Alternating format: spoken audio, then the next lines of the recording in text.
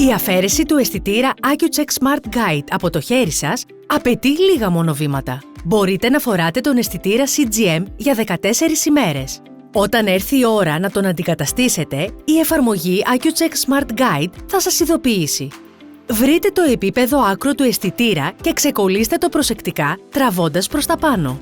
Όλα τα μέρη του αισθητήρα πρέπει να έχουν αφαιρεθεί από το δέρμα σας. Αν το αισθητήριο στοιχείο έχει παραμείνει στο δέρμα σας, επικοινωνήστε με τον επαγγελματία υγείας σας. Για την προστασία του περιβάλλοντος και άλλων ατόμων από τυχόν βλάβη, απορρίψτε τον αισθητήρα σύμφωνα με τις τοπικές οδηγίες για τα ιατρικά απόβλητα.